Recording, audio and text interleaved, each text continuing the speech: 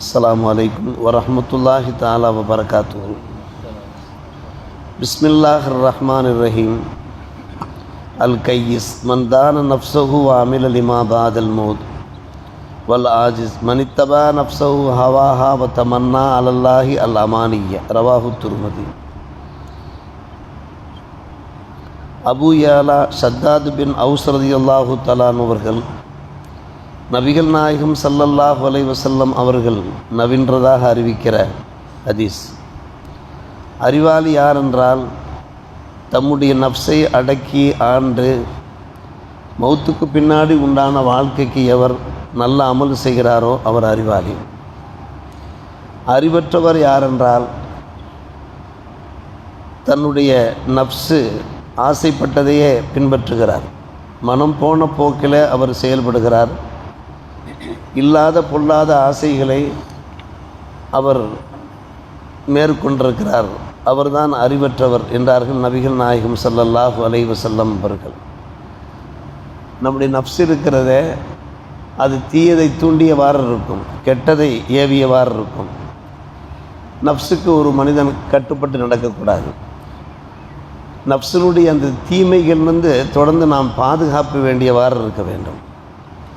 புத்திசாலி யார் என்று கேட்டால் மௌத்துக்கு பின்னாலே ஒரு வாழ்க்கை இருக்கிறது, அந்த வாழ்க்கையும் மிக சரியாக இருக்க வேண்டும், இறை பொருத்தத்தோடு இருக்க வேண்டும் என்கிற அடிப்படையிலே ஒரு மனிதன் செயல்பட வேண்டும். அவன்தான் அறிவாளி. அப்படி இல்லாமல் தான் தோண்டித்தனமாக நடக்கிறான், தன்னுடைய மனம் போன போக்கிலே அவன் நடக்கிறான், இல்லாத பொல்லாத தேவையில்லாத ஆசைகள் எல்லாம் அவனுக்கு ஏற்படுகிறது என்றால் அவன் அறிவற்றவனாக இருக்கிறான் என்று அன்னலம் பெருமானார் ரசூலே கரீம் ஸல்லல்லாஹு அவர்கள் நமக்கு எதை அறிவுறுத்துகிறார் என்றால், அல்லாஹ் நமக்கு அறிவை ஒரு பொக்கிஷமாக வழங்கியிருக்கிறான், ஒரு வரமாக வழங்கியிருக்கிறார். அந்த அறிவை நாம் நல்ல முறையிலே பயன்படுத்தவில்லை என்று. ஒரு மனிதனுக்கு வழங்கப்பட்ட பாக்கியங்களிலே ஒரு பெரும் பாக்கியம், சிறந்த பாக்கியம் அவனுக்கு வழங்கப்பட்டிருக்கக்கூடிய அக்ல் என்னும் அறிவு தான். அந்த அறிவை அவன் ஆக்கப்பூர்வமாக பயன்படுத்தி கொண்டே இருக்க வேண்டும். நல்லதை சிந்தித்து கொண்டே இருக்க வேண்டும்.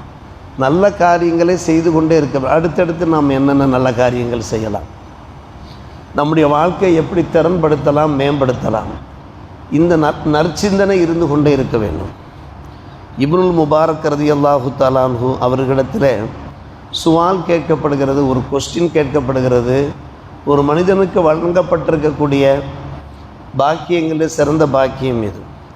அப்போது அவர்கள் பதிலுரைத்தார்கள், கரீசத்து அக்ல், அற்புதமான அந்த அறிவு என்று சொன்னார்கள். சிறந்த பாக்கியம், மனிதனுக்கு வழங்கப்பட்டிருக்கக்கூடிய பாக்கியங்களில் அது சிறந்த பாக்கியம். ஒரு மனிதன் தன்னுடைய அறிவு பிரகாரம் செயல்படாவிட்டால், அவனுக்கு அந்தளவுக்கு அறிவிலே ஒரு வளர்ச்சி இல்லாவிட்டால் என்ன பண்ணுவது என்று கேட்டார். அடுத்த கேள்வியை கேட்டவர் சொன்னார்கள், அதபுன் ஹசன், நல்லொழுக்கத்தோடு நடக்க வேண்டும் என்று சொன்னார்கள். முதலாவதாக சொன்னார்கள் கரீசத்து அக்ல். இரண்டாவதாக சொல்கிறார்கள் அவனிடத்தில் நல்லொழுக்கம் இருக்க வேண்டும், அது அவனுடைய வாழ்க்கை மேம்பாட்டுக்கு வழிவகுக்கும் என்றார்கள். நல்லொழுக்கம் அவனிடத்தில் இல்லாவிட்டால், அந்தளவுக்கு அவனிடத்தில் பண்பாடு இல்லாவிட்டால் என்ன பண்ணுவது? மூன்றாம் கேள்வி, அகுன் சாலிகுன் எஸ்தஷீரு என்று சொன்னார். நல்ல ஒரு நண்பன் இருக்க வேண்டும், சகோதரன் இருக்க வேண்டும், அவனிடத்தில் மஷூரா கேட்டு செயல்பட வேண்டும். இவனிடத்தில் சுய அறிவும் இல்லை, நல்ல பண்பாடும் இல்லை. அப்படி இல்லாவிட்டால் நல்ல நண்பன் இருக்க வேண்டும், நல்ல சகோதரன் இருக்க வேண்டும், அவனிடத்தில் மஷூரா கேட்டு ஆலோசனை கேட்டு எதையும் அவன் செயல்படுத்த வேண்டும். அப்படி நண்பனும் இல்லாவிட்டால் என்ன செய்வது? நான்காம் கேள்வி கேட்கிறார். அப்படிப்பட்ட ஒரு முஷாவிர், நல்ல ஆலோசகரும் இல்லாவிட்டால் என்ன பண்ணுவது? சம்துன் தவில், அதிகம் அவன் அமைதியை பேண வேண்டும் என்று சொன்னார்கள். சம்துன் தவில், தேவையில்லாத காரியங்களில் ஈடுபடக்கூடாது, புத்திசாலித்தனம் இல்லாமல் செயல்படக்கூடாது, முட்டாள்தனமாக செயல்படக்கூடாது, கூடிய மட்டிலும் அமைதி காக்க வேண்டும். சம்துன் தவில் என்று சொன்னார்கள். அந்த காரியத்தையும் அவன் செய்யவில்லை. நல்ல அறிவும் இல்லை, நல்ல பண்பாடும் இல்லை, நல்ல நண்பனும் இல்லை, ஆலோசனை கேட்க அமைதியாகவும் இருக்கவில்லை. இப்போது என்ன செய்வது? அடுத்த கேள்வி கேட்கிறார். அதற்கு பதில் சொன்னார்கள், மௌத்து ஆஜின், சீக்கிரமாக அவன் இறந்து போவது நல்லது என்று சொன்னார். இந்த வாய்ப்புகள் எல்லாம் இல்லாவிட்டால் ஒரு மனிதன் வாழ்ந்தன்ன வீழ்ந்தன்ன என்று கேட்டார்கள். ஹஜ்ரத் அப்துல்லாஹ் பின் முபாரக் ரலியல்லாஹு ஒரு மாமேதை அவர்கள், பேரறிஞர், நல்ல சூஃபி மகான், அவர்கள் இவ்வாறு கூறுகிறார்கள். ஆக மனிதனுக்கு வழங்கப்பட்டிருக்கக்கூடிய பாக்கியங்களிலேயே ஒரு சிறந்த பாக்கியம் இருக்கிறது என்று கேட்டால் அந்த மனிதனுக்கு வழங்கப்பட்டிருக்கக்கூடிய அறிவு, அந்த அறிவை ஆக்கப்பூர்வமாக மிகவும் நற்சிந்தனையோடு அந்த அறிவை பயன்படுத்த வேண்டும் என்பதுதான். அன்னை ஆயிஷா ரலியல்லாஹு தஆலா அன்ஹா அவர்கள் கூறுகிறார்கள், கத் அஃப்லஹ மன் ஜஅலல்லாஹு லஹு அக்லா. அல்லாஹ் யாருக்கு நல்ல அறிவை தந்திருக்கிறானோ, அந்த அறிவை யார் நல்ல முறையில் பயன்படுத்துகிறானோ அவன் ஈருலகத்திலே வெற்றி பெற்று விட்டான் என்று அன்னை ஆயிஷா ரலியல்லாஹு தஆலா அன்ஹா அவர்கள் கூறுகிற அந்த ஹதீஸ் இருக்கிறதே மிக அற்புதமான ஒரு ஹதீஸாக இருக்கிறது. சாதாரண சிறுவர்கள் கூட தங்களுடைய அறிவை நல்ல முறையில் பயன்படுத்துகிற காட்சியை நாம் பார்க்கிறோம். அவ்வப்போது ஸ்கூல்களிலே, காலேஜுகளிலே அந்த காலேஜ் ஸ்டூடெண்ட்ஸ், அந்த மாணவர்கள் அவர்களுடைய அறிவு திறமையை நமக்கு வெளிப்படுத்தி கொண்டிருப்பார்கள். இணையதளங்களிலே, வலைதளங்களிலே பார்த்து நாம் பரவசப்பட்டு போகும், ஆச்சரியப்பட்டு போகும். பெருமானார் ரசூலே கரீம் ஸல்லல்லாஹு அலைஹி வஸல்லம் காலகட்டத்திலேயும் உமர் ரலியல்லாஹு தஆலாவுடைய ஆட்சி காலங்களிலேயும் சிறந்த அறிவாளர்கள் இருந்திருக்கிறார்கள். இளம் சிறுவர்களிலேயே உமர் இப்னு கத்தாப் ரலியல்லாஹு அன்ஹு நாம் கேட்ட ஒரு சம்பவம் தான். அவர்கள் ஒரு பாதை வழியாக சென்று கொண்டிருக்கிறார்கள், பசங்கள் விளையாடி கொண்டிருக்கிறார்கள். உமர் இப்னு கத்தாப் ரலியல்லாஹு அன்ஹு அவர்களை பார்த்த மாத்திரத்திலே அந்த பசங்கள் எல்லாருமே, அந்த இளம் சிறுவர்கள் எல்லாமே ஓடிவிடுகிறார்கள், பதுங்கிக் கொள்கிறார்கள். அப்துல்லா பின் ஜுபைர் ரலியல்லாஹு அன்ஹு அவர்கள் மட்டும், அவரும் இளம் சிறுவர் தான், அப்படியே அவர் நின்று கொண்டிருந்தார். உமர் ரலியல்லாஹு அன்ஹு அவர்களுக்கு ஆச்சரியமாகிவிட்டது. மாலக்க, எல்லாரும் ஓடிவிட்டார்கள், நீ மட்டும் நின்று கொண்டிருக்கிறாயே. அவனுடைய அறிவை பரிசோதிக்கிறார்கள் ஹஜ்ரத் உமர் பின் கத்தாப் ரலியல்லாஹு அன்ஹு அவர்கள் சொன்னார்கள், அந்த இளம் சிறுவர் சொன்னார்கள், யா அமீரல் மூமினின் லம் அக்குன் அலா ரீபத்தின் பாகாப்புக்கு, நான் ஏதாவது தப்பு செய்து விட்டேனா? தப்பு செய்தால் தானே நான் உங்களை பார்த்து பயந்து நான் ஓட வேண்டும். எந்த ஒரு தப்பும் செய்யவில்லையே. சரி, நீங்கள் நடந்து வருகிறீர்கள், உங்களோடு உங்களுடைய சகாக்கள், பரிவாரங்கள் வந்து கொண்டிருக்கிறார்கள், தெரு ஒன்றும் நெருக்கடியாக ஒன்றும் இல்லையே, விசாலமாகத்தான் இருக்கிறது, நீங்கள் சென்று கொண்டிருக்கலாமே, நாங்கள் ஓடிப்போக வேண்டிய தேவை என்ன இருக்கிறது?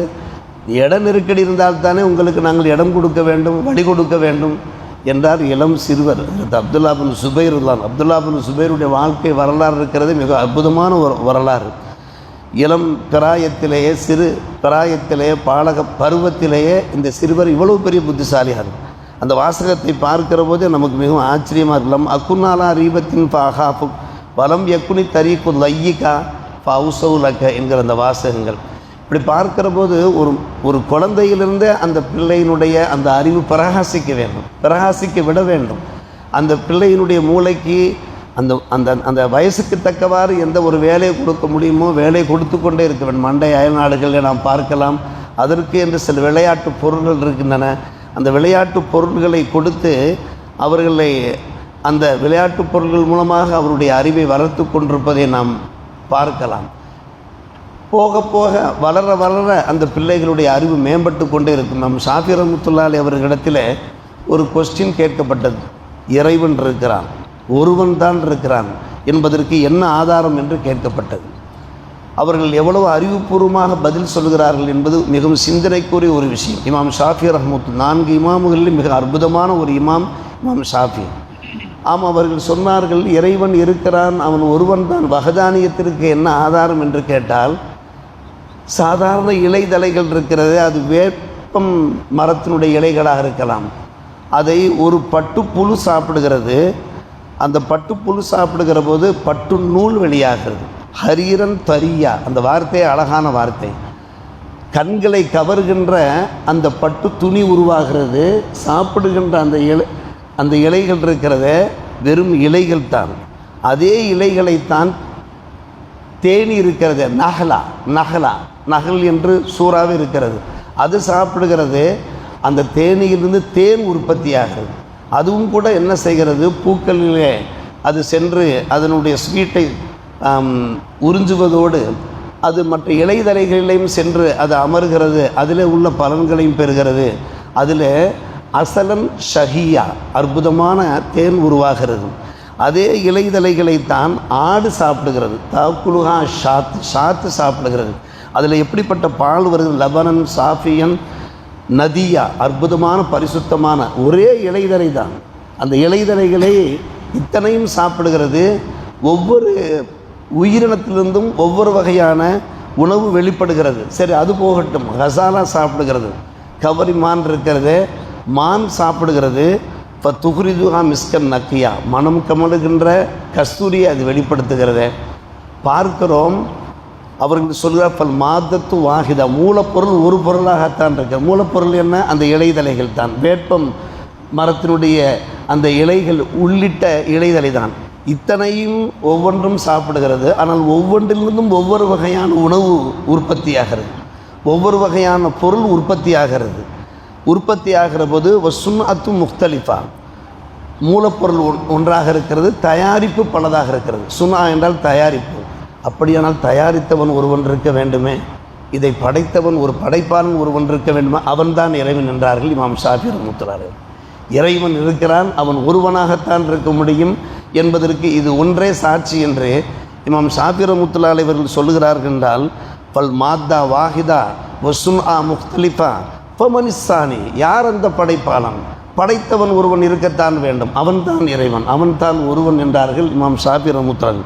சுபஹானக்க ரப்பி மா ஆலமக்கு, இறைவா நீ எவ்வளவு பரிசுத்தமானவன், எவ்வளவு மேலானவன், எவ்வளவு உயர்ந்தவன், உன்னதமானவன் என்று அவர்கள் தங்களுடைய பதிலுரையை நிறைவு செய்கிறார். இப்படி ஒவ்வொரு மனிதனிடத்திலேயும் அல்லாஹ் ரப்புல் ஆலமீன் அற்புதமான அறிவை, ஆற்றலை, சாமர்த்தியத்தை, சாணக்கியத்தை வழங்கியிருக்கிற போது அந்த அறிவை நல்ல முறையில் பயன்படுத்தினோம் என்றால் அந்த அறிவு குடும்பத்திற்கும் பயன்படும், சமுதாயத்திற்கும் பயன்படும். அல்லாஹ் வழங்கியிருக்கக்கூடிய பாக்கியங்களிலே ஒரு சிறந்த பாக்கியம் நமக்கு வழங்கப்பட்டிருக்கக்கூடிய அறிவு என்கின்ற இந்த ஹதீஸை நாம் சிந்தித்து பார்ப்போமாக, செயல்படுவோமாக. அல்லாஹ் அருள் புரிவானாக. வாஹிர் தாவானா அல்ஹம்துலில்லாஹி ரப்பில்